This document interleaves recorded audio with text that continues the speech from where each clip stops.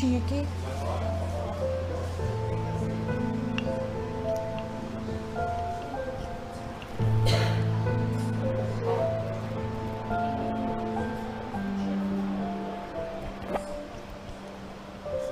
Boa noite a todos.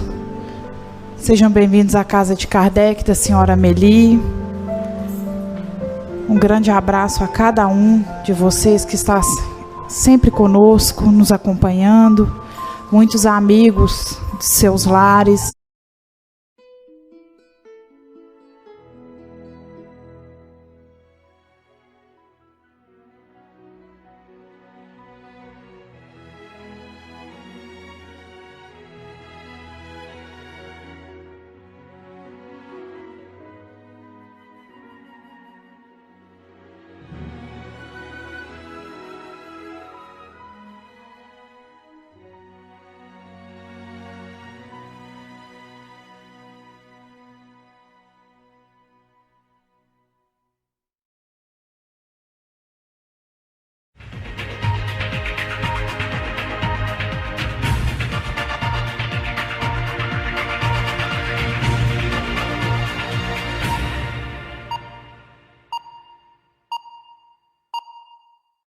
Nossos amigos espirituais que estão sempre ao nosso lado, também reverenciamos e pedimos o amparo para os dois planos da vida, não só como nós, mas os nossos amigos do plano espiritual.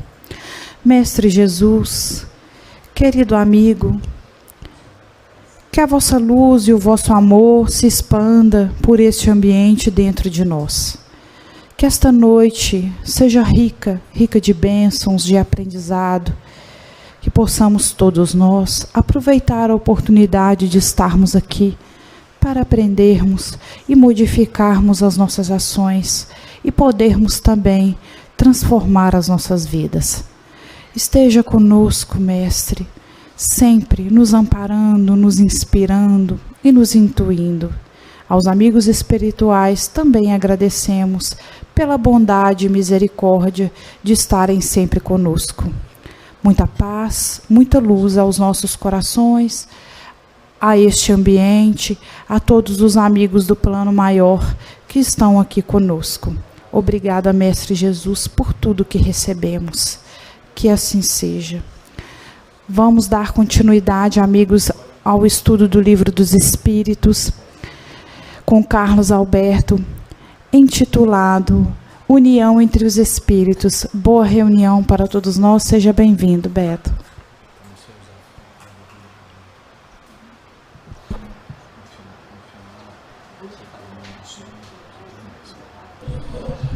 Boa noite para todos.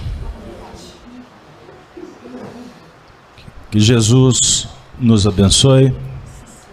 Que a nossa noite possa ser pródiga de bênçãos para todos nós que estamos encarnados aqui na casa, os amigos do chat que nos acompanham através da transmissão da Rede Amigo Espírita, como também os nossos amigos espirituais que nos visitam aqui na casa, como também são visitados aqueles que estão conectados dos seus lares.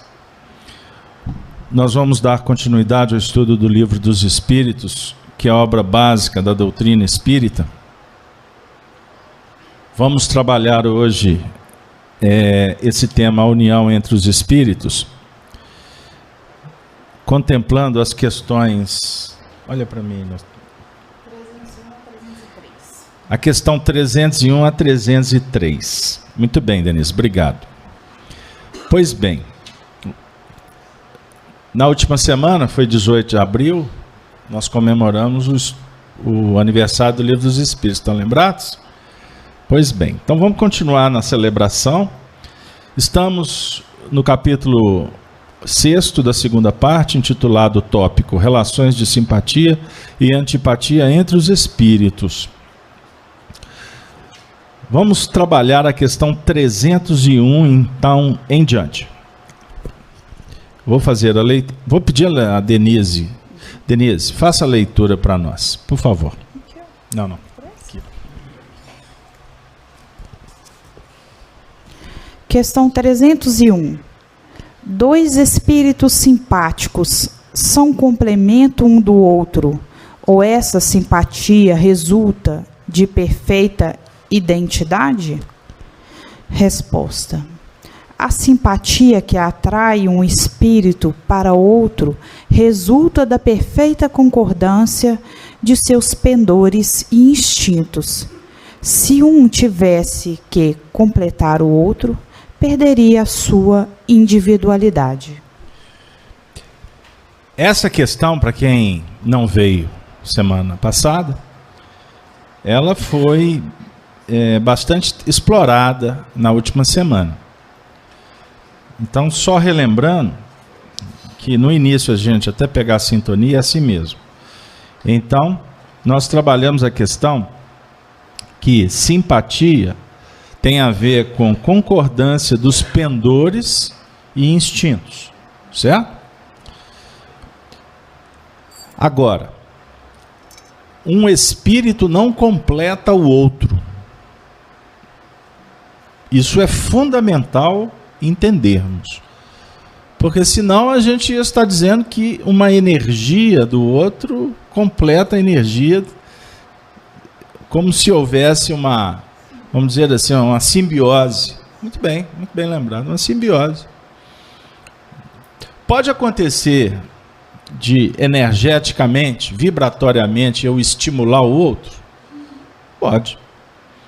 Mas daí dizer que há uma completude, porque a ideia de completude aqui é no que remonta ao crescimento espiritual, não é?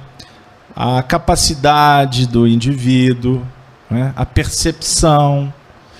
Então a minha percepção não tem nada a ver com a percepção do semelhante.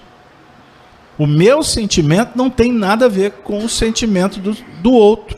Porque sentimento, percepção e inteligência são desenvolvidos. Ficou claro? Desenvolvido. Então eu não vou fazer um enxerto, uma enxertia do meu sentimento no sentimento da Denise. Ela não vai fazer uma enxertia da inteligência na minha. Com isso, nós podemos até, sim, parece que o assunto não tem nada a ver, mas podemos até entrar na questão da gestação. Uma mãe tem um papel de contribuir na gestação, na geração do corpo somático do filho reencarnante. O DNA e etc. Agora, o caráter, sentimento, inteligência, os pais não passam para os filhos. Tendências, virtudes, vícios, isso não é passado. Ficou claro? Então a Denise achou que estava aposentada. Denise, você vai continuar agora na questão 302. E agora você pode ir até na 303A. 302. A identidade necessária para a simpatia perfeita consiste apenas na similitude dos pensamentos e sentimentos, ou também na uniformidade dos conhecimentos adquiridos? Resposta: na igualdade dos degraus de elevação. Então, releia a pergunta. A identidade necessária para a simpatia perfeita. Ponto.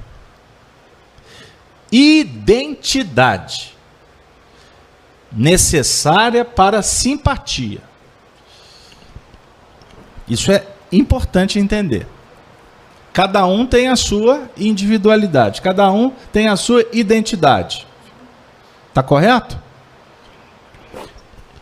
A identidade necessária para a simpatia perfeita, simpatia já tem a ver com ligações, já tem a ver com sentimentos. Simpatia tem a ver com magnetismo.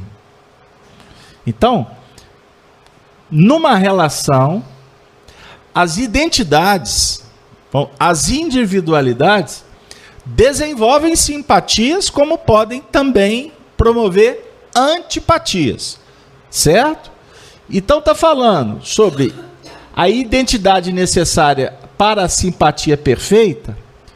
Quer dizer, para que haja simpatia, tem que haver uma identidade de propósitos. Pode continuar. Simpatia perfeita consiste... Volta, Marcos. A identidade necessária para a simpatia perfeita consiste apenas na similitude dos pensamentos e sentimentos, ou também na uniformidade dos conhecimentos adquiridos? Pode ler a resposta. Resposta: na igualdade dos degraus de elevação. Dos graus de elevação. Pois bem, então, a pergunta é, olha, estudar doutrina espírita, a gente tem que ter paciência. Porque, a princípio, você vê o texto, interpreta rápido e segue adiante. Mas cada pergunta e resposta é possível a gente destrinchar um pouco mais, até para entender o que está sendo perguntado e o que está sendo respondido. Então, Kardec está muito interessado aqui em desenvolver o assunto, que tem a ver com, inclusive, um assunto que foi trabalhado anteriormente, sobre metades eternas. Lembram que a gente conversou sobre almas gêmeas? Que a gente vai aprendendo em Espiritismo que não existe dois espíritos que se completam, no sentido de que um é metade do outro. Isso não existe. Isso é um mito que foi criado para tentar justificar ou explicar romanticamente o que tem a ver, na verdade, é com a simpatia, com a afinidade. Então, Kardec está interessado em desenvolver esse assunto no que remonta a gente entender o que realmente vem a ser a identidade, a simpatia e, inclusive, uma relação perfeita. Não está se falando de metade? Então, se existem dois espíritos que, na teoria das metades eternas, se completam, tem que haver uma simpatia perfeita. Não é? E para que haja uma simpatia perfeita, tem que ter uma identidade. Aí a pergunta é em torno dos conhecimentos adquiridos? Tem a ver com os pensamentos e sentimentos? Aí os espíritos respondem de uma forma extraordinária. Porque Kardec particiona a pergunta, fala de pensamento, de sentimento, de simpatia, para dizer sobre a relação entre os espíritos.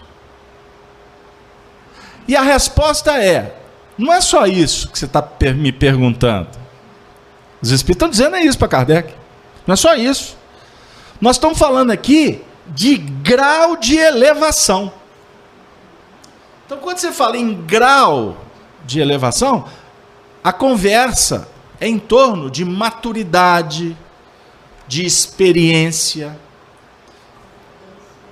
de concordância, não é? Em torno de um ideal. Aí a gente vai ver como que as relações espirituais, no nível superior, acontecem sem atrito. Inclusive porque, quanto mais elevado é o espírito, menos ele se atém ao interesse pessoal. Porque o problema que nós enfrentamos na relação social se fundamenta no interesse pessoal. Esse é o mal, esse é o problema. E o interesse pessoal aqui, nós estamos remontando a ideia do orgulho, do egoísmo. São as chagas que precisam de ser tratadas, porque elas foram desenvolvidas por nós mesmos. Egoísmo orgulho, foi desenvolvido. Porque quando o espírito está nas suas faixas anteriores, ou primeiras de evolução, o espírito não tem imperfeição. O espírito é simples. Ele é ignorante. Então o homem primata, ele não era vicioso. O homem das cavernas não era egoísta. Eles trabalhavam pautados no instinto de conservação. Alimentar, né? Conservar, reproduzir. Como os animais que a gente tem como parâmetro. A partir do instante em que o homem foi desenvolvendo a inteligência, pensamento contínuo, vivendo em sociedade, é que nós fomos implementando as imperfeições. Se antes era um instinto de conservação, eu tenho que cuidar do meu alimento, daqui a pouco eu comecei a pensar não só no que remonta ao meu interesse na alimentação, porque eu comecei a descobrir como um primitivo o prazer, né? O prazer no alimento. Aí eu começo a trabalhar o quê? Emoção. Aí eu começo a desenvolver um tipo de pensamento. Aí daqui a pouco isso aqui é tão bom que eu não quero para o outro. Eu só quero para mim. Aí o outro que convivia com este, que está querendo só para ele, é como se ele falasse assim, mas eu também quero. Não, sai para lá que isso aqui é só meu. E aí que as coisas vão se estabelecendo e a gente vai entrando nessas linhas do egoísmo, que hoje é uma realidade tão contundente que nós precisamos de reencarnar para resolver essas questões. Por isso é que a reencarnação, questão 132 do Livro dos Espíritos, esclarece para nós com magnitude. Qual o objetivo da reencarnação? A resposta é: Deus vos impõe a reencarnação com o fim de vos fazer progredir. Para uns é expiação, para outros é missão. Expiação caracteriza exatamente esse movimento de ajustes. E missão caracteriza aquela condição de espíritos que já reencarnam para auxiliar. Embora não está, a resposta não entra no mérito das elevações espirituais, porque tem espíritos que nem precisam mais de reencarnar, de tão perfeitos que já atingiram os seus graus evolutivos. Deu aí? Ficou claro esse ponto? Pois bem, Denise, então agora você vai continuar na pergunta 303. Podem tornar-se simpáticos no futuro espíritos que hoje não o são? Resposta: sim, todos o serão. Um espírito que hoje está numa esfera inferior, ao aperfeiçoar-se, alcançará a esfera onde reside o outro. O encontro entre os dois se dará mais depressa se o espírito mais elevado, por suportar mal as provas a que esteja submetido, permanecer no mesmo estado. Pois bem, olha que extraordinário essa resposta. Porque ela vem dizer para nós exatamente o ponto nevrálgico das nossas relações. Aqui está se falando dos espíritos, a relação entre eles. Mas é óbvio que isso tem uma repercussão importante no que remonta à nossa vida aqui na Terra. Porque o mundo espiritual é extensão da nossa realidade aqui na Terra. Não é isso? Então, olha que legal. Pode se tornar simpáticos no futuro espíritos que hoje não são? Pode? Vocês estão colando? Ou vocês confirmam a resposta? Pode? Não, Casabel, está escrito ali, então pode. Não. Espera aí. É porque está escrito ali que tem que ser. O que está escrito ali tem uma coerência muito importante, mas isso pode valer para mim como pode não valer para você. E você dizer que vale porque está escrito, você não está trabalhando a sua inteligência. Você não está desenvolvendo o senso crítico. Isso é consolador. Isso é extraordinário. Vamos para a nossa realidade? Daqui a pouco a gente volta para o mundo espiritual. A nossa realidade. Quantos inimigos? Podemos catalogá-los? Vocês eu acho que não, né? Vocês não têm inimigo, não. Só espírito atrasado que tem. Hein? Pode abrir aí, minha filha.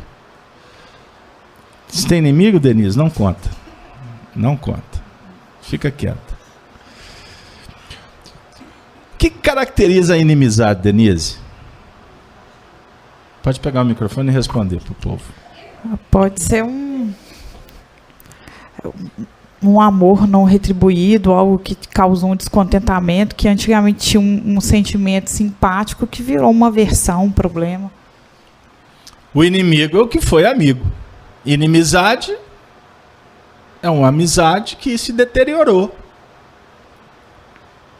A antipatia, ela existe porque houve simpatia. Porque quando você encontra com um indivíduo que você não tem uma relação, ele pode fazer o que quiser com você, que você resolve fácil. Só você mudar de setor, não é assim? Não vai dar papo e vida que segue. Mas aqueles movimentos que interferem na nossa intimidade, causando desconforto, angústias, ódio, na verdade, são sentimentos que nós estamos cultivando. Ah, não estou não, Carlos Alberto. Brotou. Se veio, é porque ele está cultivado dentro de você. Ou, se é apenas algo assim transitório, te compete não dar vazão para essa questão.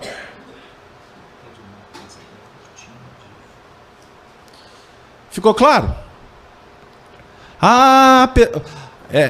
Isso aconteceu no ônibus com uma pessoa que eu não conheço. Pisou no meu calo e... Foi uma raiva momentânea. Agora, isso acontece da mesma maneira dentro de casa e acaba não sendo uma raiva momentânea. É uma raiva que você cultiva. Em alguns casos, as pessoas nem precisam de pisar no calo. Só de passar a 2 quilômetros já é motivo de uma manifestação, de uma antipatia, de uma aversão, de um descontentamento. Por quê? Por que será? Ah, Carlos Alberto, não sei explicar. Então vamos lá. Nós temos, por exemplo, no nosso ambiente social, aqueles que são espíritos conhecidos, que no ambiente de convivência, eles se caracterizam por um grau de mais ou menos proximidades, e que nem sempre são parentes, estão no habitat circunstancial, seja no trabalho, onde for. O que, inclusive, nos ensina algumas coisas interessantes. E agora favorece aqui no entendimento. Tem pessoas do nosso convívio que você tem, assim, contato muito superficial. Mas existe um grau de afinidade absurdo. Existe um interesse em estar perto que é inexplicável. E a gente fica assim, meu Deus, por que será? E costuma, quando a vida favorece que haja algum tipo de convivência, que sentou junto, a liga já estabelece e há uma relação quase que perfeita. Que pode ser momentânea. E quando eu falo momentânea ou duradoura, é relativo. Duradouro pode ser duradouro por alguns anos, como pode ser por uma vida inteira. Depende do grau de relação. Como há também o contrário. Você encontra algumas pessoas aí que, meu Deus, a vontade de sair correndo. Todo mundo fala que é gente boa, mas você não dá conta.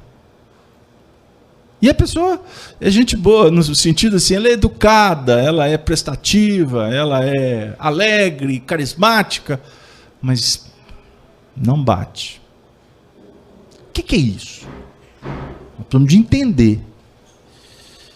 Então, voltando aos aspectos da reencarnação como meta evolucional, e não como uma experiência para pagar a conta, ou aumentar a conta do inferno, sofrimento futuro, ou premiação, felicidade. Não. Isso aí é um assunto que está ficando para trás com o Espiritismo. Graças a Deus.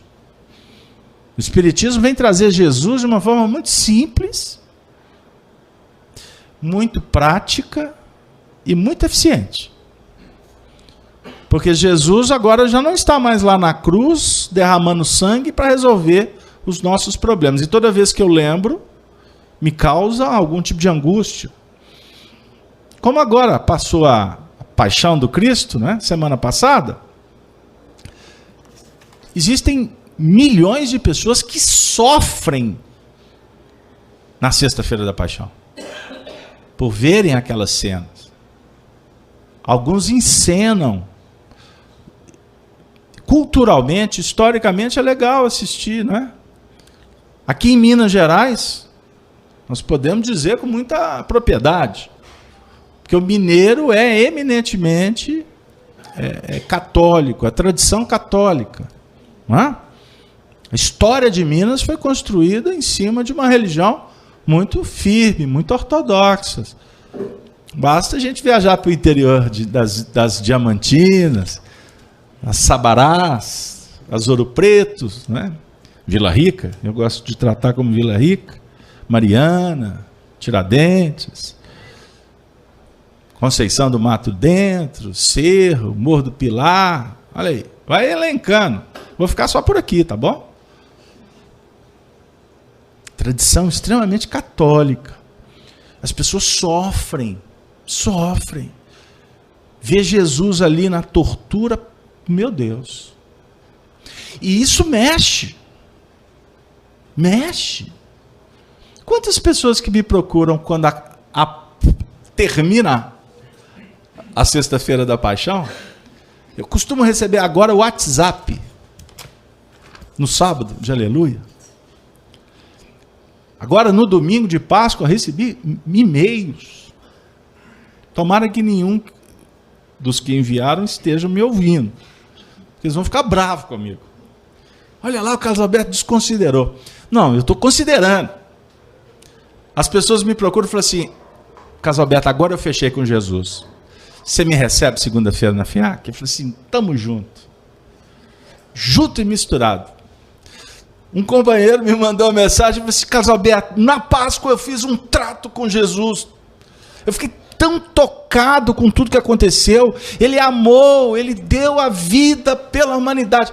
Carlos Alberto, arruma uma tarefa para mim lá na FEAC. Você acha que Jesus me recebe de volta? Eu falei, meu filho, que dia que ele não te recebeu? Estamos lá firme e forte. Segunda-feira eu te telefono para confirmar. Qual dos que me mandaram mensagem me ligaram? Ou apareceram por aqui?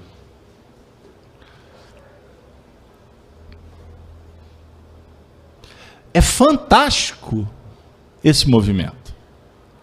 Fé é uma coisa indiscutível. Ninguém tem direito de matar a fé do semelhante. Por isso é que a gente fala, Jesus, estamos juntos, Jesus, papapá. E sempre, a Soni está sentada aí, ela sabe. Eu falei assim, Soni, eu costumo falar para a Soni, não, agora não vai dar.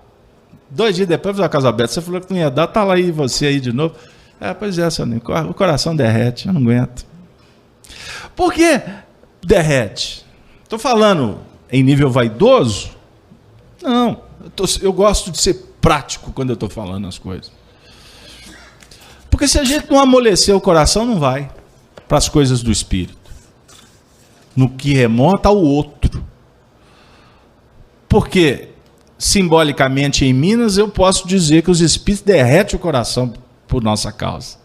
Manteiga, é porque derrete por causa de manteiga, viu, Denise? Você não sabe, não. É manteiga que você põe no sol, derrete. Hein? Agora vai! Você conhece a história do livro Ave Cristo? A história do personagem Tassiano Varro. Tassiano, um grupo de espíritos reencarna para auxiliar este espírito. No início ele estava lá aprontando, lá em Roma, no mundo espiritual. Aí os espíritos, não, agora nós vamos ajudá-lo. Aí o mentor, a alma vinculada dele, pediu nas esferas superiores para reencarnar só por causa do Tassiano. Aí os espíritos, você tem certeza? Tem, o amor, etc. Então você tem 100 anos. Deram para ele 100 anos. 100 anos. Você está querendo resolver o problema do seu filho em 5? Deram 100. E em 100 anos, este que veio para ajudar o Tassiano reencarnou 2 vezes. Primeiro foi pai. Aí o pai desencarna como cristão. Sabe como que o pai morreu? Por causa do Tassiano. Que o pai tenta apresentar Jesus, o cristianismo, para o Tassiano. O nome dele era Quinto Varro.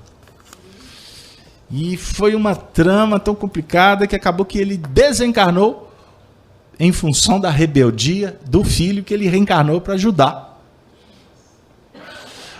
Vocês já viram bola de ping-pong? Bateu lá, voltou. Ele chegou no mundo espiritual... Tipo assim, vocês me deram 100 anos, só passou 40, 50. Pode voltar? Fechou. Voltou para continuar ajudando aquele que era filho. E agora, como obviamente que o filho já tinha ficado mais velho, etc., uma criança de nome Quinto Celso. Cego não. Leia um livro, a história é longa. Ele vai continuar ajudando. Sabe como que Tassiano desencarna? A vida deu tanto revés, modificou tantas dificuldades em função da semeadura desse Tassiano, orgulhoso, presunçoso, rebelde. A vida trouxe para ele tantas dificuldades, tantas tempestades, que foi burilando o coração dele. Inclusive, ele foi ficando... Lá na frente, ele chegou a ficar cego. Né? Os amores vão morrendo. O indivíduo vai ficando. Até que, no final, um garotinho aparece para ajudá-lo.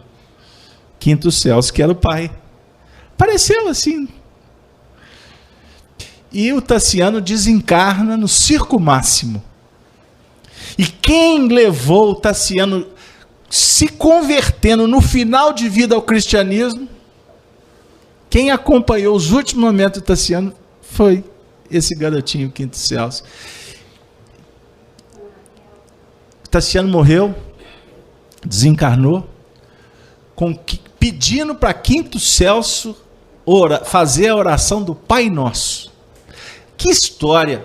Que história! Isso foi no século III, na época do cristianismo, daqueles morticínios todos, enfim. E este companheiro Tassiano, depois daquela existência, passou séculos e séculos na luta.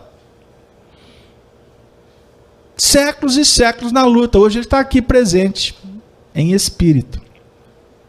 Na última encarnação foi um espírita. Trabalhou na mediunidade por 60 anos. Foi um grande amigo de Chico Xavier. Mas ainda materialista nessa vida. casou com uma mulher muito bonita, muito inteligente, muito espiritualizada. Esse Tassiano, nessa existência, nasceu na cidade de Tiradentes. Filho de uma família numerosa, mudou para Belo Horizonte. Lá com 20 e poucos anos, conheceu aquela que veio a ser sua esposa. Essa casou a contragosto dos pais, porque essa mulher, desde criança, era doente, tinha uma doença crônica. E a mãe dizia: mas meu filho, você vai casar com ela. Apesar que todos gostavam demais dessa moça. Mas meu filho, que futuro tu vai ter com ela? Esse Tassiano brigou com a mãe, brigou com o pai, saiu de casa para casar com essa noiva. E casou-se. Viveram 2, 3 anos juntos. E a doença cronificou e ela acabou desencarnando. Começou a mudança na vida desse sujeito. Ele era ateu, materialista, até que, em outubro de 1946, ele subiu na Avenida Santos Dumont, aqui em Belo Horizonte, da Praça da Estação em direção à rodoviária, 1946. Aí ele, muito triste, tinha emagrecido quase 20 quilos com a morte da mulher, entrou em depressão profunda. Ele tromba com um sujeito que vinha descendo a avenida, joga as coisas desse companheiro no chão, fica envergonhado, pede desculpa, abaixa. Quando ele olha, esse sujeito era um tal de Chico Xavier. E ele, envergonhado, reconhece o Chico, e ali a vida dele vai realmente começar a mudar. Ele foi levado para a desencarnação mais ou menos no ano de 230 da era cristã. Ele teve várias reencarnações ainda, com aquele espírito voluntarioso, líder, foi guerreiro em muitas existências. Vocês já ouviram falar de Aníbal? Aquele que fez Roma tremer? É dele que eu estou falando. Não foi suficiente apenas dizer Pai Nosso que estais no céu. Mas o Pai Nosso que estais nos céus, no final daquela vida, começou a como que lubrificar a alma desse sujeito.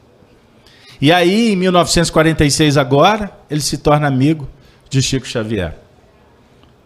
E graças a Deus, nós podemos nos reencontrar como espíritos que temos vinculações e nos tornamos amigos. E escrevemos até um livro juntos. O nome dele, meu querido, saudoso Arnaldo Rocha. Escuto o Arnaldo muitas vezes em espírito me dizendo: meu filho, não desanima não. O nosso povo lá da FEAC está te esperando. Eu falei assim: deixa eu dormir um pouquinho. Não, depois você dorme. Já dormiu demais em outras existências. Mas Arnaldo, não, para de reclamar. Nós botamos fogo, agora nós temos que apagar fogo. Né? Nós endereçamos as pessoas para o caminho errado, agora a gente tem que tentar se colocar no caminho do bem, para quem sabe trazer alguém. Não pense que a gente vem para cá para trazer alguém para o bem. Nós estamos aqui para nós tentarmos nos ajustar. Agora tomara que alguém possa entender e tomar a charrua também, e começar a lutar para se melhorar, a definir que todos nós somos apenas aprendizes, e graças a Deus amigos, porque se nos reunimos aqui semanalmente, nós estamos estabelecendo algum tipo de vínculo, para não dizer que estamos resgatando vínculos, estamos redirecionando, redimensionando, ressignificando a vida. Isso é muito importante.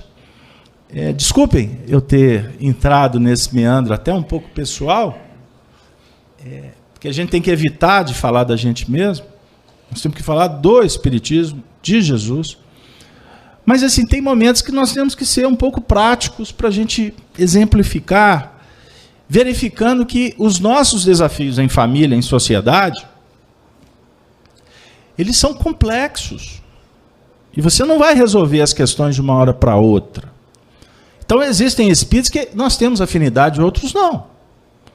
E quando eu falo, tem espírito que não temos afinidades espirituais, eu posso estar dizendo que do meu pai. Eu posso estar falando que é minha mãe. E não tem pecado nenhum afirmar isso. Eu posso até chegar a dizer que é meu filho. Quantas amigas que temos por esse mundo afora, porque com a internet a gente pode fazer amigo para todo lado, né? Que bom. Me confidenciam, caso aberto, eu tenho vontade de matar minha mãe. Eu só não matei ela ainda por causa de Jesus. Eu já ouvi isso. Aí eu falei assim, graças a Deus, né? E então, o que vai acontecer? Eu falei assim, continua com Jesus. E não deixa ela pelo caminho. Ah, mas eu não dou conta. Eu falei, dá, se você estiver com Jesus, você dá. Com Jesus você caminha mais um pouco, minha filha. Porque vai chegar um tempo que esse ódio que você tem vai reverter. Quem sabe o ódio que você emite, porque esses sentimentos se tornam cargas energéticas ou não? Sim. Ah, então vou separar. Separa para você ver. Ruim com ela, pior sem. Ela é sua mãe. Não tem jeito de você trocar de mãe. Você pode até trocar de marido. E está na moda, viu? Fábio Júnior já está no 8º. Procurando alma gêmea. Eu contei para vocês que o Fábio Júnior mandou uma mensagem. Fábio Júnior, eu vi Casalberto. Coitado de mim. Ele famoso e eu um Zé Ninguém. Ele já ouviu eu falando que ele casou não sei quantas vezes procurando a alma gêmea. Fez música da Laranja, metade para cá, bagaço para lá. Cadê a alma gêmea? Aí, quanto mais procura alma gêmea, mais elas ficam longe. Eu gosto, quando eu falo de alma gêmea, eu lembro do Emerson Pedersoli. O Emerson fala que a alma gêmea dele é igual jabuti, ela não chegou ainda. Ele está esperando, ela não chegou. O Emerson está casado, muito realizado no casamento, mas ele fala assim, a minha esposa não é minha alma gêmea. Porque do jeito que conceitua a alma gêmea, não é a minha esposa. E eu já disse isso para ela. É muito interessante o Emerson. A espontaneidade. Por quê? Você está procurando alma gêmea? Você quer uma mãe perfeita? Um pai pleno? Um filho absolutamente filho da iluminação espiritual? Você quer o quê? Como é que os meninos falam? Quer, vai querendo, taraná, paraná, paraná, né? Vai querendo. E é justo, vale, deve, sonha, é bom. Mas tu vai se decepcionar com esse sonho. Ou quem sabe nem tanto, nem vai se decepcionar. Vai cair na realidade, porque o outro não é perfeito, como perfeito não somos nós. Perfeito é o vosso Pai que está no céu, afirmou Jesus. Sede perfeitos, como perfeito é o vosso Pai celestial. Sede. Não é para você dizer, seja. Sede. Ou seja, nós é que temos que trabalhar pela nossa perfeição. Percebendo que somos humanos, frágeis, cheios de imperfeições. E o caminho é longo, árduo, íngreme, cheio de pedras, espinhos, como também flores, perfumes, afagos, beijos, abraços, carícias, como pedradas, como apupos, como perseguições. Faz parte. É justo. É justo. É justo porque nós somos injustos, ou não? Nós somos. Nós somos. Agimos com justiça ou somos justiceiros? Quando estamos analisando o próximo. Então, esses pontos, essas reflexões, são muito importantes. Primeiro, para sintetizar, fechando, não podemos correr. Evangelho não é corrida. Evolução não se dá a toque de caixa. É investimento. Né? Quantas pessoas chegam para nós e falam assim, puxa vida, eu passei uma vida toda, agora que eu me encontrei. Por que não foi antes? Porque não tinha que ser antes. O antes é que deu o pilar para ser agora. Agora que tu está vendo o que não vias antes. Porque antes o objetivo, o foco, a direção era outra. E tinha que ser daquela maneira. Ah, não, Carlos Alberto, não devia ser. Bobagem sua. Comece a pensar que tinha que ser daquele jeito. Que eu tenho certeza que você vai tirar muito mais proveito do que ficar reclamando, alimentando culpa, por coisas que não vão modificar a sua vida. Porque passou. O que passou virou manchete. Está lá na sua história. O negócio é construir um novo futuro. Essa é a reflexão. Aliás, eles falam por aí que o Chico disse. Como é que é? Que não é possível. Como é que é, Sony? Fazer um... Não é alguma coisa nesse sentido. O Chico disse que não é possível voltar atrás e fazer uma nova história, né? Nós temos que começar a fazer uma nova história. Isso não é do Chico Xavier. Aí eu vou contar uma história boa para vocês. O que é o estudo em grupo? Nós temos um companheiro que se torna quase um professor, gratuito, amoroso, benfeitor de minha caminhada. Porque quando tem um deslize, ele me chama a atenção. E quando tem algo a aprimorar, ele dá a nota.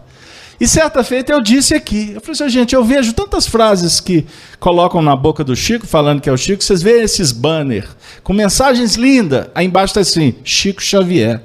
Opa, mas o Chico era médium. Ah, mas o Chico também era uma pessoa, era indivíduo, ele também falava. Sim, mas se foi colhido de um livro, a obrigação de quem pesquisou é dar a fonte. E na maioria delas o Chico era médium. Do Espírito Emmanuel, de Meimei, seja de quem for. Então, a fonte correta é livro tal, Espírito tal, Chico Xavier médium. Assim que se divulga corretamente. Aí eu disse, falam que o Chico falou que é necessário construir. Aí esse companheiro me mandou uma mensagem. Quando eu cheguei em casa, ele não deu prazo, me deu a fonte. Que, na verdade, quem cita, quem construiu esse pensamento, é um espírito que ele se o nome que ele dá para ele mesmo é Hamed. Hamed. E foi ele que escreveu essa frase, e eles colocam a frase para o Chico Xavier. Não altera em nada, porque o importante é a frase. Mas o que é certo é o certo. Certinho, Denise? E você vai ler a próxima pergunta, que o povo está curioso? Vamos embora, o tempo está passando.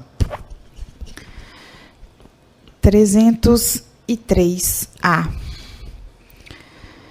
Dois espíritos simpáticos poderão deixar de sê-lo? Resposta: certamente, se um deles for preguiçoso. Meu Deus. Mais 2 horas. Agora eu vou falar da preguiça. Por que os espíritos colocaram a preguiça na resposta? Por que será? O fator determinante da nossa evolução é a vontade. Então a preguiça, na verdade, está caracterizando a ausência da vontade. Sem vontade não há progresso, repito. Em tudo na vida. Isso é tão... Parece simples, mas é tão importante que nós vamos encontrar no próprio Evangelho um momento singular, que é o nascimento de Jesus, quando os pastores dizem glória a Deus nas alturas e paz na terra aos homens de boa vontade. Vontade ensina Emmanuel no livro Pensamento e Vida. É o impacto determinante. Se na nossa casa mental nós temos vários departamentos, que gerencia todos eles é a vontade. Então tem o departamento do desejo. Desejo é uma coisa, vontade é outra. Eu posso desejar, mas a minha vontade impera dizendo não. Desejo comer chocolate. Como eu desejo? Mas se eu comer chocolate, vai complicar. Então eu tenho que acionar a vontade. Não comerei chocolate. Nem sempre essa vontade é operante, então não é boa vontade. Aí eu como chocolate. O que acontece depois, Raquel? Aí cai em si. Ai, meu Deus, comi chocolate. Para que eu comi? Prometo que não. Chega a Páscoa. Chega a Páscoa. Ai, meu Deus, que tentação. Vou comer. Só um. Agora já tem até sem açúcar. Né? Nós vamos dando um jeitinho. Mas o que é importante a gente entender é que em tudo na vida nós precisamos de aprender a operar com a vontade. A vontade em ser bom, a vontade em ser paciente, a vontade de ser compreensivo. É o que determina a ação. Atitude, a palavra e a ação, ensina Emmanuel. Isso é belíssimo. Então, quando deixamos de ser simpáticos, é porque somos preguiçosos. Aí, Denise, vem aquela conversa. Toda relação precisa de investimento, precisa de dedicação, precisa de perseverança, porque senão ela vai perder a força com o passar do tempo. Os elos, os laços vão se enfraquecendo, certinho?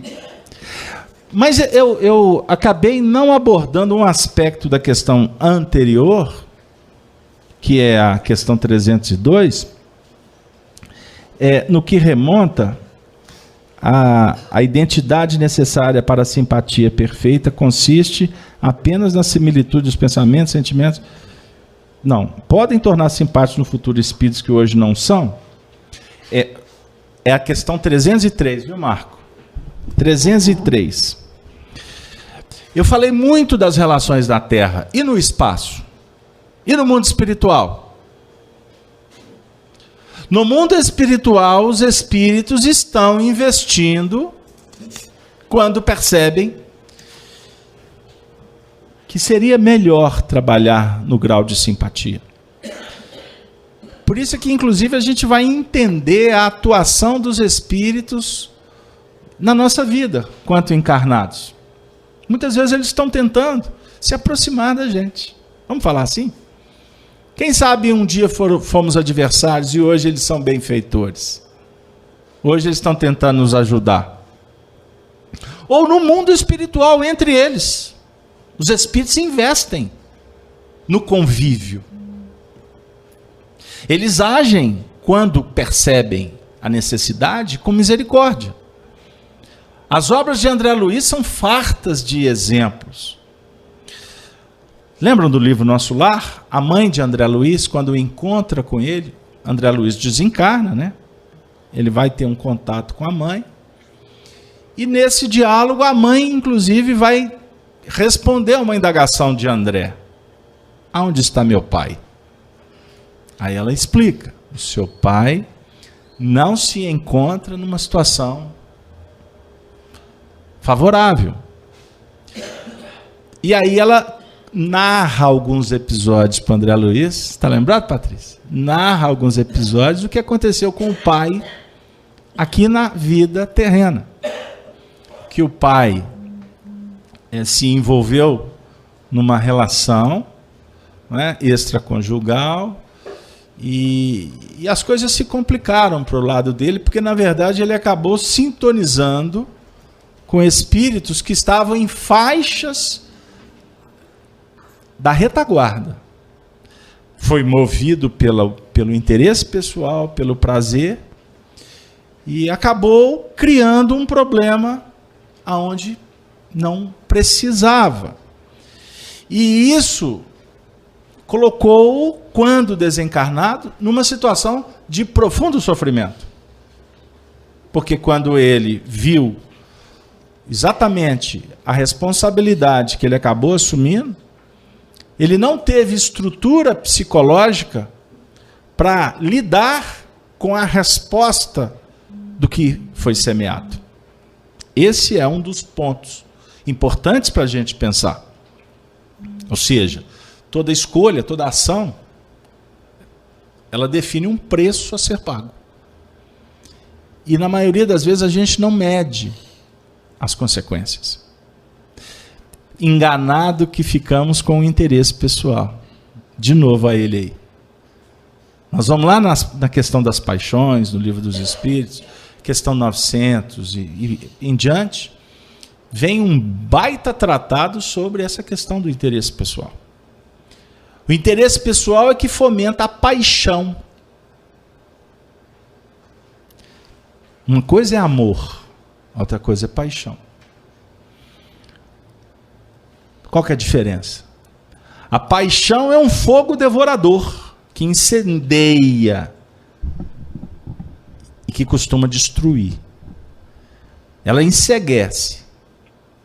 O amor é uma outra questão. O amor envolve sentimentos, mas o amor envolve também compromissos, responsabilidades. O amor não é só sentimento. Aliás, no Evangelho segundo o Espiritismo, nós temos um baita tratado sobre o amor.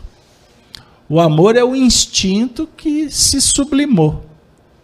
Esse instinto que nós temos de conservação, de reprodução, ele um dia se torna amor. O sentimento enobrecido que se projeta muito mais em favor do interesse do outro. Olha que diferença. Não foi o que Jesus exemplificou para nós? O que as mães demonstram quando exercem o seu mandato com autoridade? A mãe, ela está sempre predisposta a servir. É uma notícia eficaz para nós sobre o que é o amor. O amor verdadeiro. O amor de mãe é o amor que mais exemplifica o amor de Deus para conosco. Se o amor de mãe é tão contagiante, e o amor de Deus? Que a gente sente quando ele atua, seja no momento de alegria ou no momento que a gente está precisando de ajuda. No momento de alegria, a gente contabiliza como se fosse tudo nosso, né? Ou ao nosso favor e ponto. Agora, no momento de aflição, é um dos pontos mais extraordinários para a gente perceber a misericórdia de Deus na nossa vida.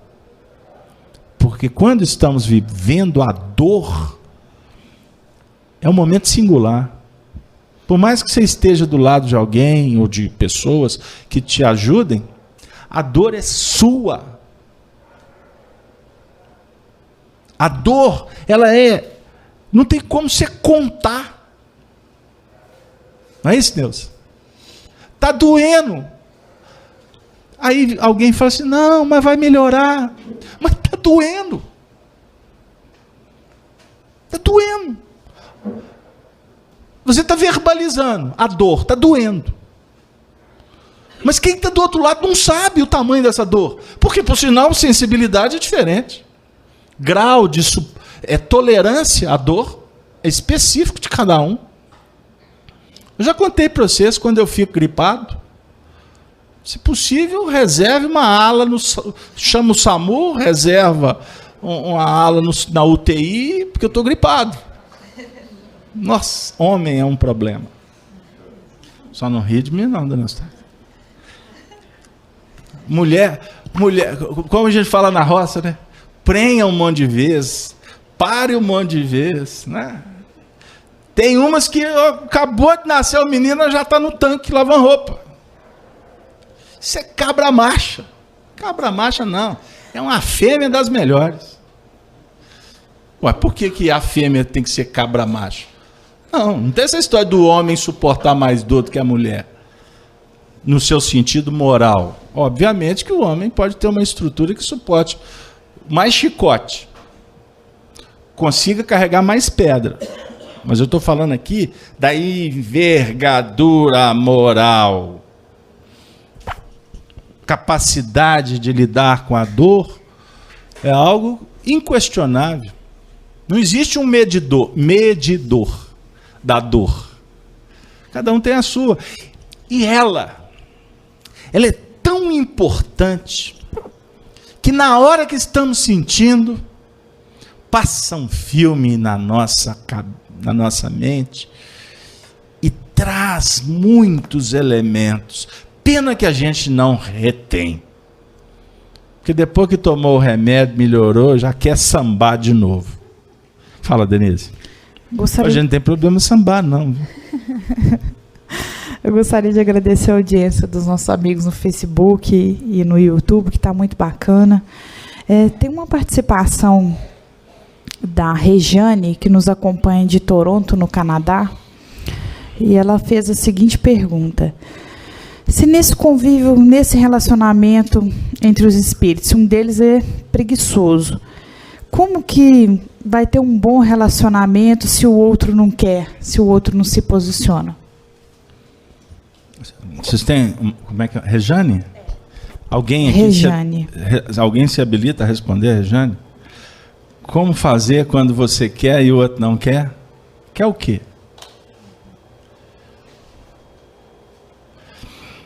Nós estudamos em Espiritismo um aspecto importante que cabe muito bem aqui para a gente. O amor ao dever. O amor ao dever. Porque a gente fala muito do amor e logo se projeta o amor para com o outro. Mas, trabalhando com mais profundidade, nós podemos falar do amor ao ideal, do amor ao propósito, o dever como meta evolutiva. Se você não amar o que você faz, você não vai em lugar nenhum. É tão complexo quando a gente faz alguma coisa que a gente não gosta, não é assim? Quantos milhões de pessoas trabalham em profissões que não têm a mínima afinidade? Aí você vê claramente que é uma necessidade que acaba sendo um fator impulsionador de evolução, mas não muito agradável. Quando nós somos obrigados a fazer alguma coisa que a gente realmente não está disposto a fazer, costuma a gente usar forças quase que destrutivas. Eu recebi um indivíduo na minha residência ontem, prestador de serviço. Quando o indivíduo entrou, ele quase passou por cima da porta, de tanta pressa. Ele começou a resolver o que ele tinha que resolver, olhando no relógio. Eu não precisei de 30 segundos para ver que ele estava com muita pressa e completamente desequilibrado. Completamente desarmonizado. E com uma cara de quem estava com um pão de açúcar nas costas. Eu vou responder, Regina. E aí, tudo que ele fez, você via claramente que ele estava fazendo com um espírito de revolta. Ele estava indignado com o trabalho dele. Se ele tinha motivos externos, ou se ele estava indignado, era realmente com o que ele estava fazendo, não estou entrando no mérito. Mas eu que estava do lado, estava percebendo que o indivíduo estava infeliz. Muito infeliz. Pois bem, ele fez o serviço dele, saiu de lá, deixou tudo funcionando. Vai virar as costas, derramou o leite todo. Tudo que ele fez, eu acionei a prestadora. Adivinha quem voltou para consertar? Quando eu abri o portão, vi o indivíduo. Eu falei assim, você? Eu sou o responsável. Eu falei assim, louvado seja nosso Senhor Jesus Cristo, seja bem-vindos, aceitam a água, mudei de assunto. Mas ele voltou revoltado. Com a mesma cara de ontem. Eu pensei assim, meu Deus. Sabe, vamos refletir. Tudo que a gente fizer na vida, se não houver uma motivação, se não houver um mecanismo que a gente coloque uma dose de compreensão, de sentimento para levar adiante, não é possível ir muito tempo. Prazo de validade. Eu comecei a falar do dever. O dever, quando ele é escolhido, quando ele é definido por nós outros, por nós mesmos, melhor dizendo, a gente dá a vida pela causa, não é assim? Só que quando a gente entra no campo do relacionamento, o assunto fica complexo. Porque é difícil delimitar, não é? Delimitar até que ponto que eu devo, até que ponto que eu tenho que esperar. Eu devo fazer, eu tenho que aguardar, não é assim? E quando no dia a dia nós temos uma tendência muito grande a exigir, a cobrar. A cobrar. Ah, mas se eu não cobrar... Pegaram aí onde que está o problema? Então não existe resposta, não existe uma cartilha que vai definir até que ponto que você cobra, que você não cobra. O ideal é a gente meditar sobre o que está nos motivando a fazer, ao estar numa relação, até onde que nós estamos dispostos a continuar, a investir, a dar conta. São questões que são de foro íntimo. Antigamente, dentro de um sistema heteronomo, o que é isso? Dentro de regras estabelecidas pela religião, pela sociedade, pela ciência, nós nos movimentamos muito num contexto assim, de muito castramento. A sociedade castrava os indivíduos. Seja no machismo, no preconceito, seja onde for, nas intolerâncias, não é? Na violência dentro dos lares ou fora. Nós nos movimentamos de uma forma muito complexa, seja protagonista ou vítima, entre aspas. Qual de nós que não imputamos problema para o outro? Qual de nós não sofremos problemas causados por outros? A gente entra no espiritismo, aí a gente vai estudar as questões do livre-arbítrio, da responsabilidade, da lei dita causa e efeito, e muitas vezes a gente trata essa lei como se fosse uma coisa física. Aí eu bati, então agora eu vou apanhar. Isso é um equívoco interpretativo. No espiritismo não tem karma, não tem dharma, não é isso. No espiritismo a gente estuda uma questão chamada consciência, liberdade, escolha e, obviamente, responsabilidade com o que a gente faz. Mas nós temos a capacidade de mudar o que foi feito a partir de novas atitudes, de novas escolhas. Entenderam o que eu quero dizer? Então, porque você passou a faca no indivíduo, não significa que você vai reencarnar amanhã e alguém te cortar. Isso é bobagem. Embora possa acontecer. Porque uma bala não atinge um indivíduo de graça. Tem essa questão. Hoje eu estou viajando para o Rio de Janeiro, eu brinquei com um companheiro, meu Deus, vamos orar pela sua cidade. Estamos, inclusive, fomentando o espiritismo, o evangelho aqui para mudar a cidade. Nós queremos o Rio de Janeiro, cidade maravilhosa. Vamos junto, vamos melhorar, como nós queremos um mundo melhor. E para que o mundo se torne melhor, nós temos que investir, semear evangelho. Porque não há no mundo nenhuma proposta melhor, mais qualificada, eficiente do que o evangelho. O evangelho que consola, esclarece, aponta e liberta.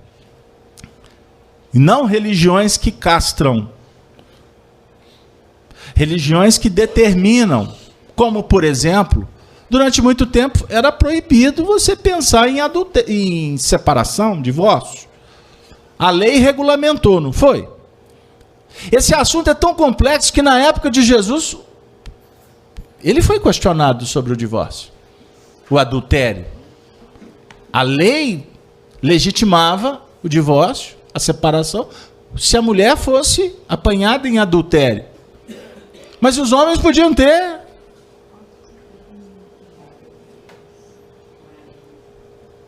Um harém. Aliás, o harém foi criado, o povo pensa que foi para isso, mas foi para outra coisa. Os homens é que desviaram o propósito. Um dia eu falo de mediunidade com vocês. Mas continuo dizendo. Então, Jesus falou assim, olha, a lei permite em função da dureza dos vossos corações. Aí ele estava falando assim, a lei heteronoma, que proíbe ou que não proíbe, que legaliza ou não, a separação. Ele estava falando de questões de relacionamento, que envolve livre-arbítrio, responsabilidade, uma série de outras coisas. Ou ele estava falando da lei íntima, que nós vamos escrevendo na nossa intimidade. Não é lei de fora que te proíbe.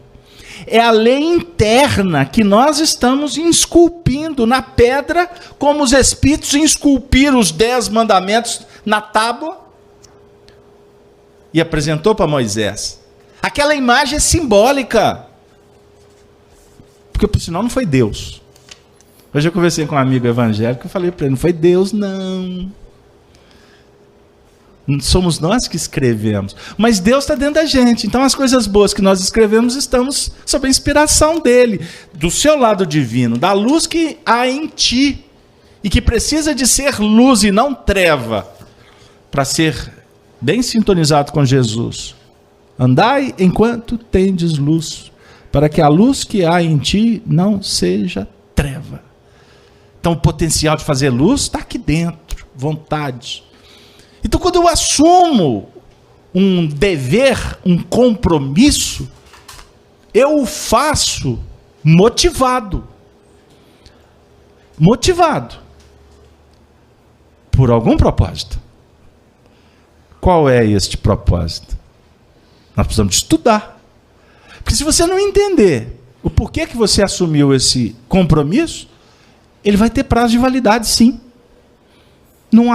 Não existe o ad eterno. Nós estamos falando de relações humanas, relações espirituais. Nós estamos estudando com o espiritismo que não existe metade. Então, você e seu marido não são metade, um completa o outro. Os namorados são. 4ª semana que eles voltaram. Eles estão voltando, hein? Ai, meu Deus do céu. Daqui a alguns anos, eles vão casar, Alberto, nós namoramos. Você falou para namorar, nós namoramos. Aí eu vou falar, continua namorando. Vai namorando. Né, dona Sá? Vai namorando, vai que eu estou te vendo. Vai que eu... Aí daqui a pouco começam a aparecer os cupidos. Cupido me flechou. É a turma que quer reencarnar, viu? Não tem cupido nada. Mas vai com calma, namora primeiro. Namora a mãe dela, você namora o pai dele. Conhece a sogra, conhece o sogro, o irmão, o cachorro, o papagaio. Você vai assumir um namoro com a família dele e ele com a sua. Ah, não gosto dela, mas eu amo ele. Ela é mãe dele. Não será substituída. Então, entenda o que está te motivando. É o sentimento? É a atração? É a paixão? Ou realmente é uma simpatia, é uma identidade espiritual? Se for de verdade, assuma e dê a vida. Porque a maioria assume e depois some. Some o dever. Somos livres, podemos fazer o que quiser, temos muita informação. A lei hoje acabou o regime de escravidão, de dependência. Ok, é isso mesmo. Mas eu não estou discutindo questões de fora. Nós estamos aqui com Jesus avaliando questões de foro íntimo. Responsabilidade. O seu marido é o que na sua vida? O que ele representa? O que a sua esposa representa na sua vida? Apenas uma relação de interesses pessoais? Se for, acabou, troca. Melhor do que sofrer. Mas espera aí, não é só isso. É um comprometimento. É algo que eu sinto que é importante. Que envolve o meu crescimento, envolve uma relação familiar, envolve questões espirituais. Porque muitas vezes o lar está complicado, pode ser uma fase, pode ser um desafio. Por que você assumiu essa responsabilidade com essa família? Você tem estudado esse assunto?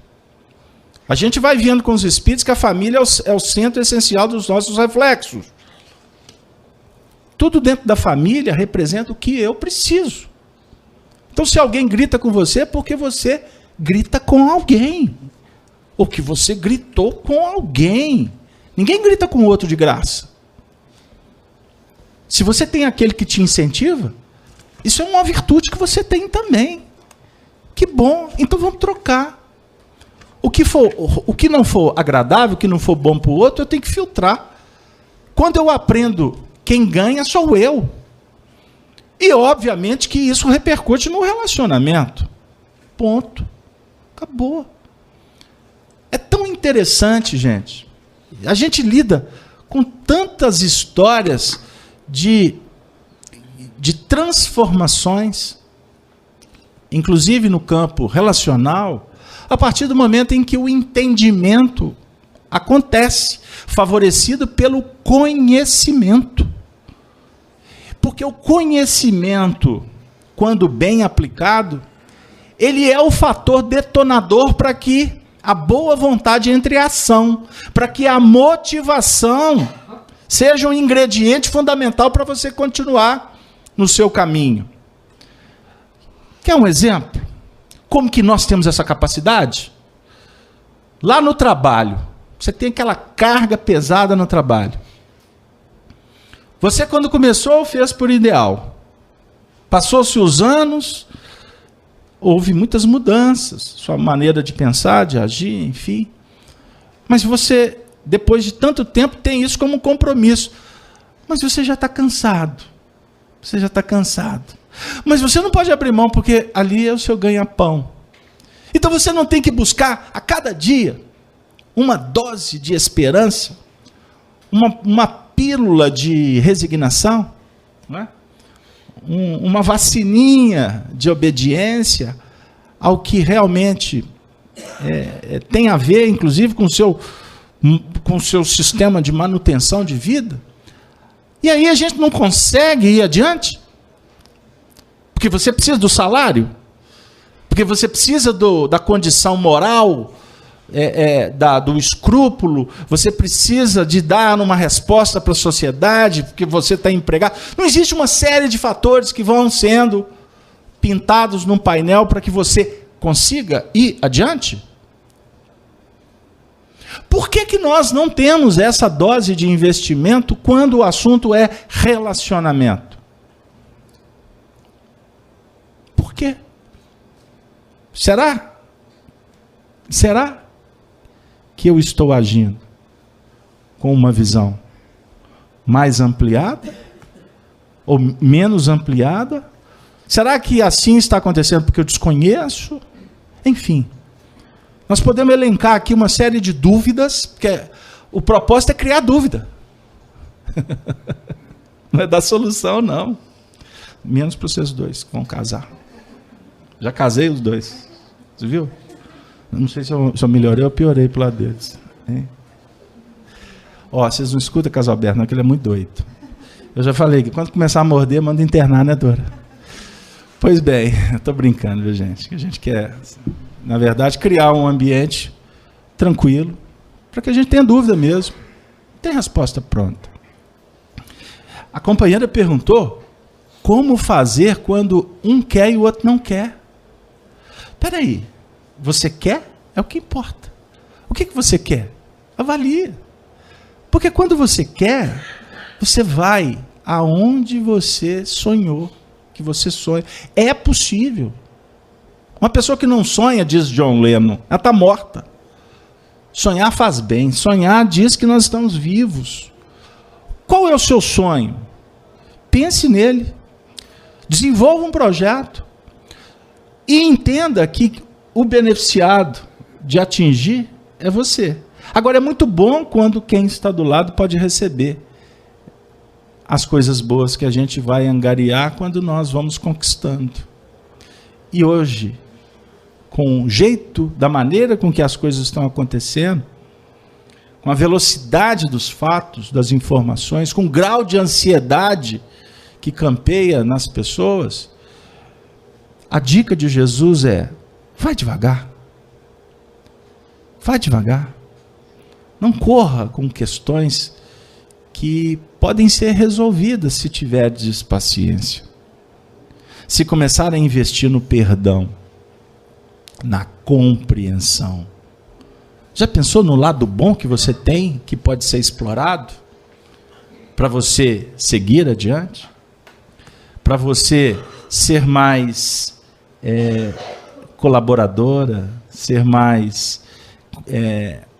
ter um nível de, vamos dizer assim, de comprometimento maior? Você que vai ganhar. O próximo é um espírito que está evoluindo. Só que ele é uma realidade diferente da sua.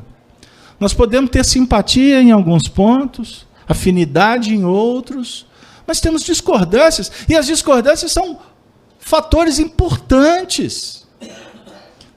Quando a gente fala em democracia, a democracia é muito interessante quando eu estou querendo falar.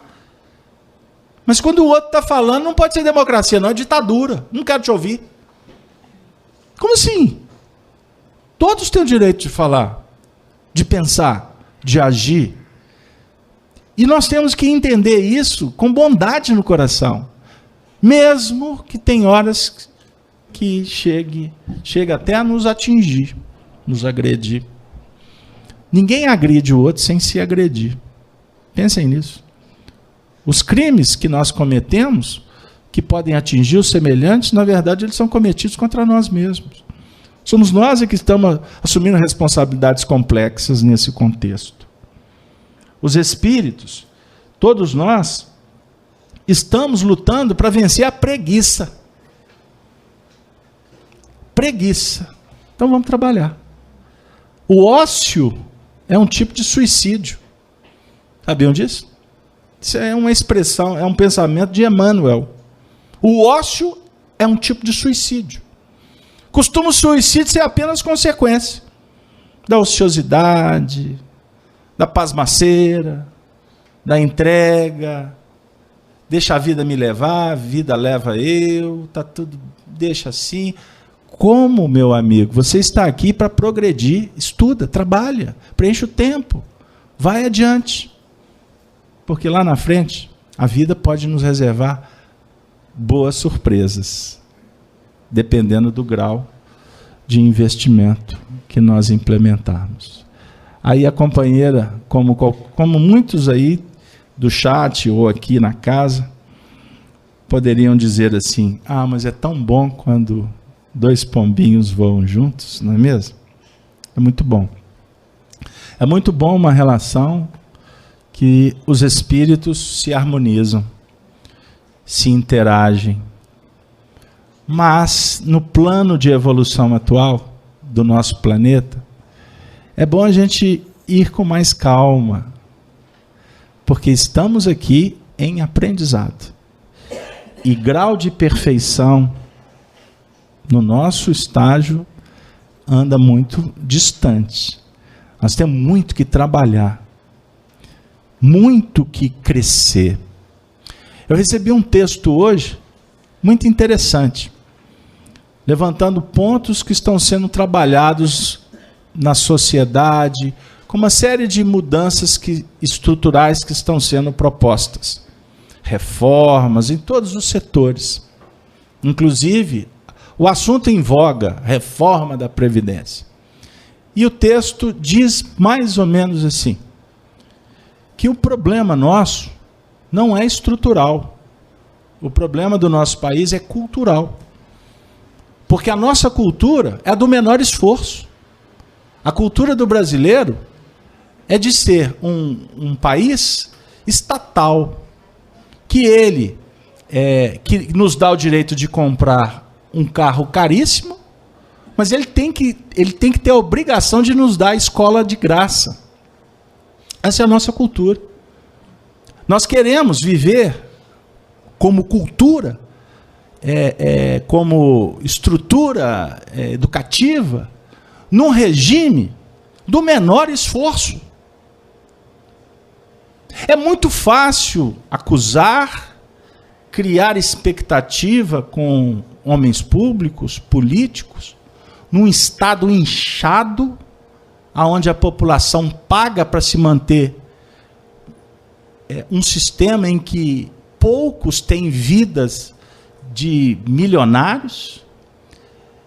E, na verdade, quando o povo é chamado para dar o seu contributo, nós nos rebelamos. Nós queremos, na verdade, continuar sentado na cadeira do menor esforço. Eu não estou entrando no mérito se sou a favor ou contra qualquer questão que está em discussão.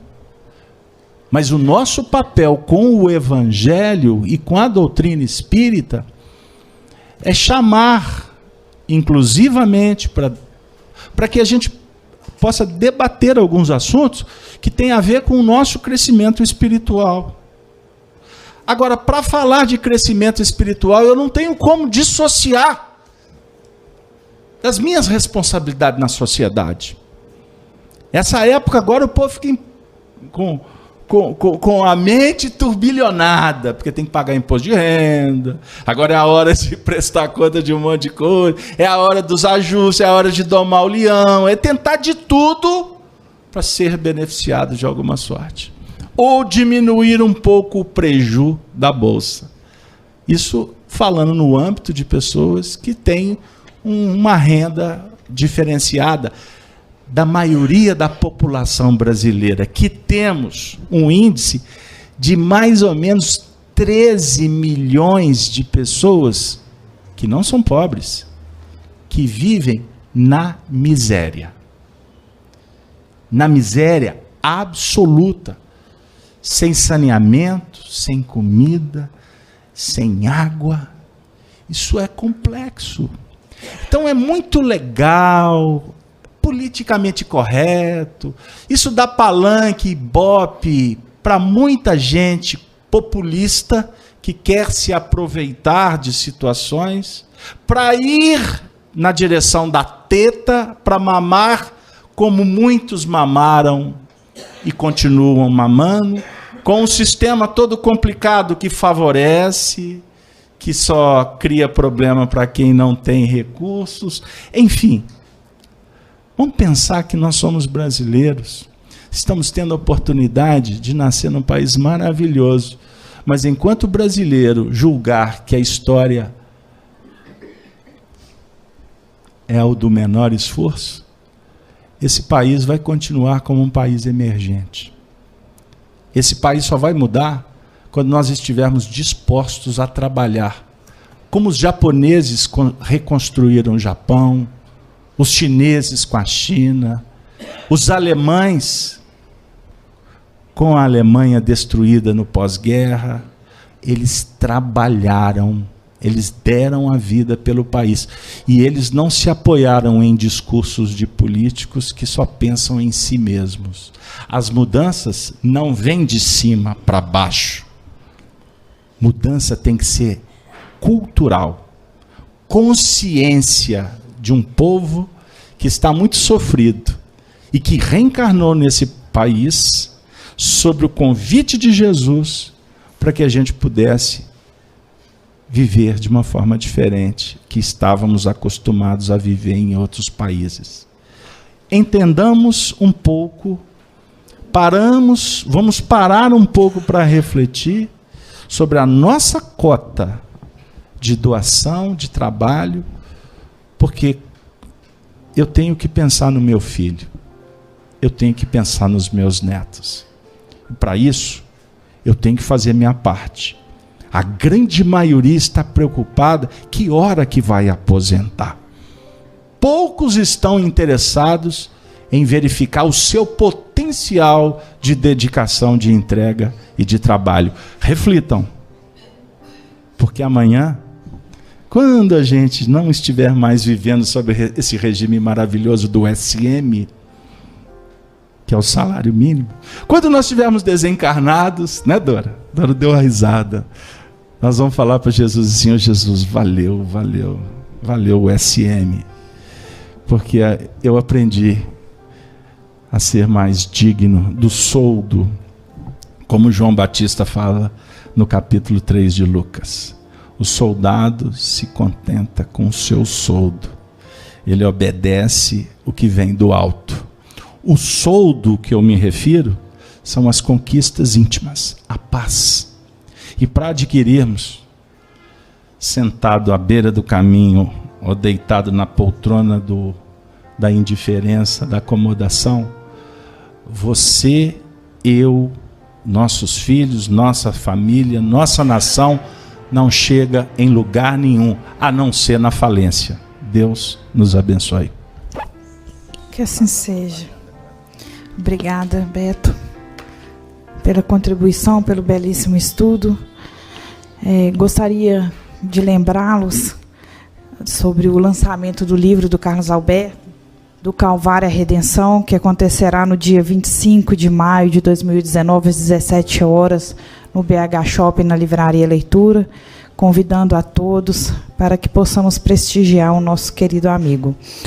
Sábado agora não haverá reunião do Apocalipse, devido a alguns compromissos do Carlos Alberto no Rio de Janeiro, em decorrência do lançamento do livro. Então, ocorrerá primeiro no Rio e depois aqui em Belo Horizonte. Então, divulgadas essas datas, lembrando, sábado não haverá reunião. Estão todos convidados para o lançamento do livro. Para encerrar a nossa atividade, eu vou convidar o Eduardo para que faça a prece final para todos nós.